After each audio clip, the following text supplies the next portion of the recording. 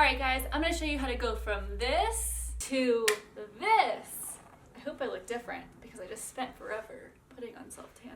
I just had to let you know you're mine.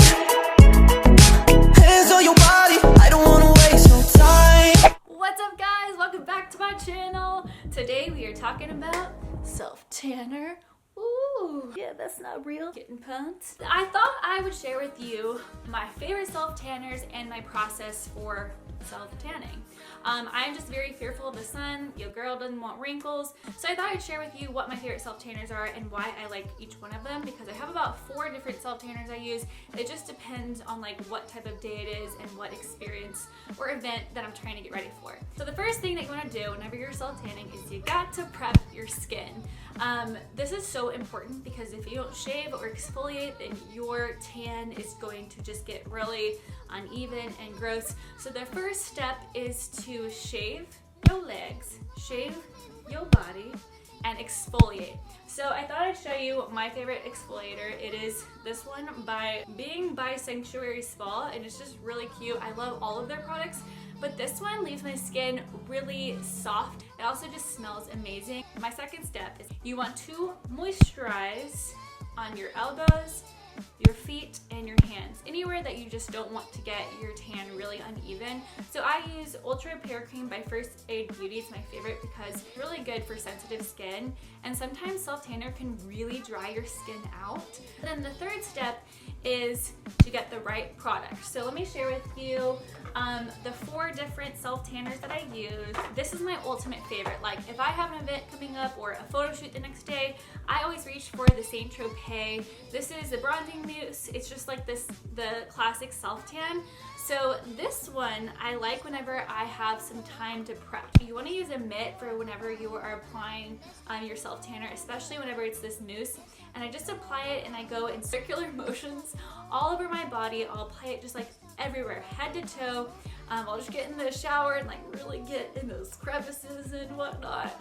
And then this is the part that y'all might think is gross, but oh well.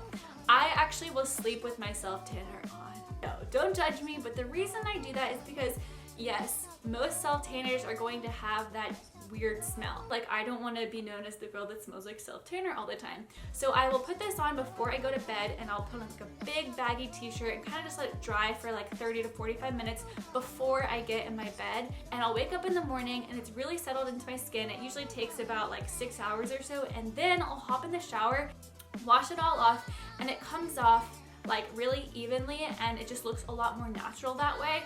But yes, it will leave your sheets looking like Oompa Loompas did something very bad in your sheets.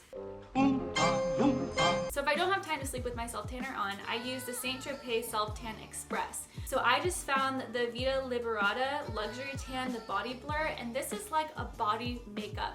So this does not smell at all. You can apply it with your hands, just rub it on like you would rub foundation like onto your face. I'm not gonna lie and say like it's not going to get on your clothes. I think anytime you apply anything topical to your skin, inevitably it is going to show up on your clothes, but like this, it doesn't show up a lot. Like I've seen way worse. So the other self-tanner that I actually use every single night, and this is a face self-tanner, and I've tried a lot of like facial tanners, but this one is a serum, and it's my ultimate favorite because it looks really natural and it actually works. You have to be careful. I apply it all over my face after I put on my moisturizer, and then I take a tissue or a towel and I'll rub off around this area and around like where you would have a mustache, because I found that it kind of just settles there. So I'll wake up the next day and I'll like look like I have a mustache, but I don't.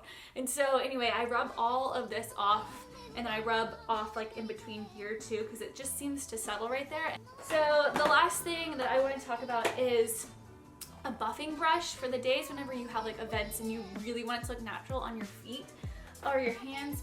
For the body blur, I will use a brush and like just go in circular motions. Like I'll just kind of go in and blend it in just to make it look more natural, especially where like it stopped on my hands. So my 4th step is to maintain your tan by trying not to exfoliate once you get in the shower. I use a very gentle cleanser, and I don't like towel dry really intense. Like I get out and kind of like pat my skin instead of like rigorously like drying, and that really helps maintain my tan throughout the week.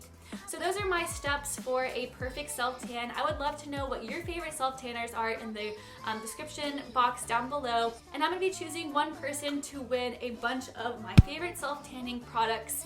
So just comment down below and let me know what your favorite self-tanner is, or let me know of another video idea that I should be creating in the next couple of weeks. Make sure you subscribe for more videos, and I guess I'll talk to you later. Bye.